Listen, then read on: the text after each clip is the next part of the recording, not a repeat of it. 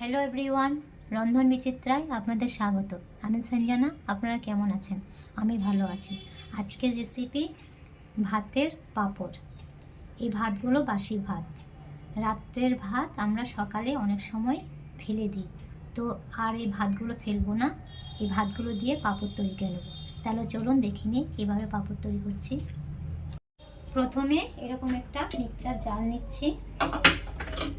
Mixture জারের মধ্যে বাসি ভাতগুলো দিয়ে দিচ্ছি।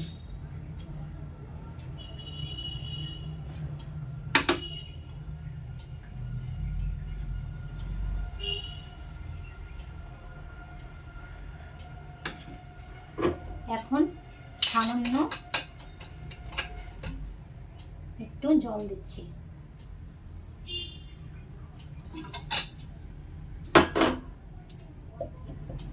এটা পেস্ট করে নেব। এই দেখুন, বাসি ভাতের পেস্ট করে নিয়েছি। এখন এর মধ্যে সামান্য নুন দিয়ে দিচ্ছি।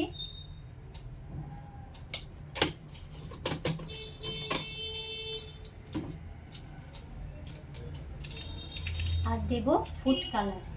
আমার কাছে এই ফুড কালারটা ছিল, তাই আমি এটা ব্যবহার করছি। আপনাদের কাছে অন্য ফুড কালার থাকলে আপনারা ব্যবহার করতে পারেন।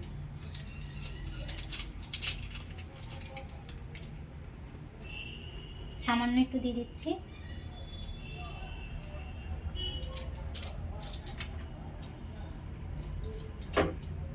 এখন একটু জল দেব।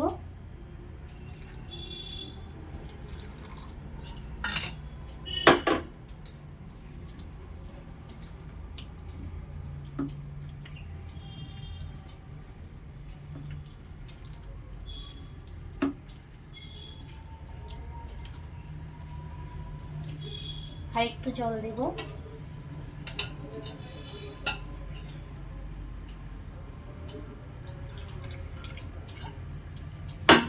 এভাবে একটু একটু জল দিয়ে একটা ব্যাটার তৈরি করে নেব।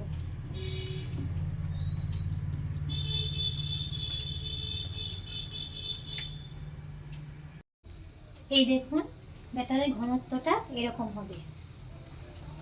পাতলা করব না, পাতলা করলে পাঁপড়টা করা যাবে না।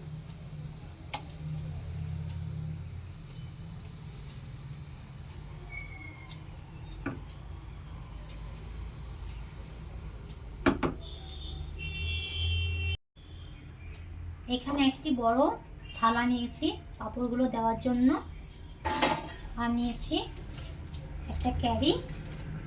এই ক্যারিটার একটি কোণা আমি কাঁচি দিয়ে কেটে ছিদ্র করে নিয়েছি। এখন এই চামচের সাহায্যে ভাতের ব্যাটার এর মধ্যে দিয়ে দিচ্ছি।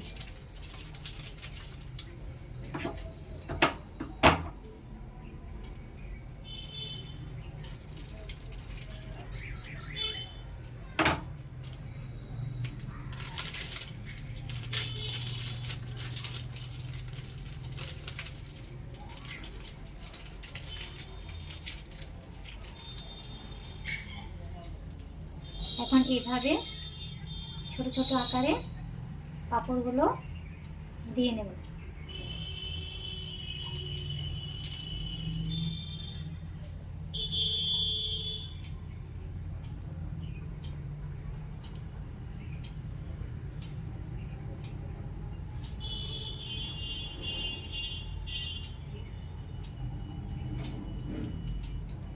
আপনাদের এই দেখুন, পাঁপড়গুলো সব দেওয়া হয়ে গেছে। এখন এগুলো রোদ্রে রেখে দেব 3-4 দিনের জন্য। এই দেখুন, পাঁপড়গুলো আমি রোদে দিয়ে রেখেছিলাম, এগুলো শুকিয়ে গেছে। এখন এগুলোকে আমি তুলে ফেলব। এই দেখুন, পাঁপড়গুলো কি সুন্দর শুকিয়ে গেছে। এখন এই খুন্তির সাহায্যে এগুলোকে একটা একটা করে আমি তুলে নেব। এভাবে তুলে নিতে হবে। এগুলো আপনারা বয়মজাত করে রাখতে পারেন, যখন মন চাইবে তখন ভেজে খেতে পারেন।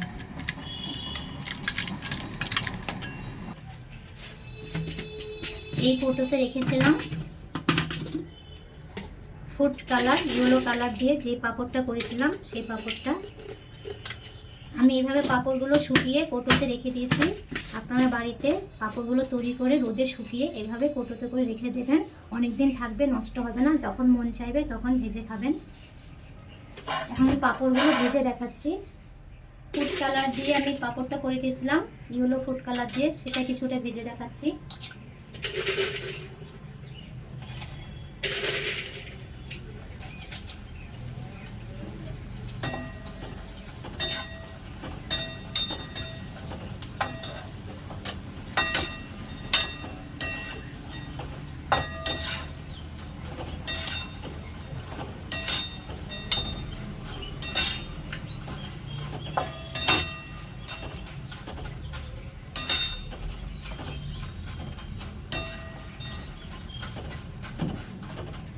এই পাঁপড়গুলো চায়ের সাথেও খুব ভালো লাগবে খেতে। আপনারা বাড়িতে একবার হলেও ট্রাই করবেন, ভালো লাগলে আমাকে কমেন্ট করে জানাবেন।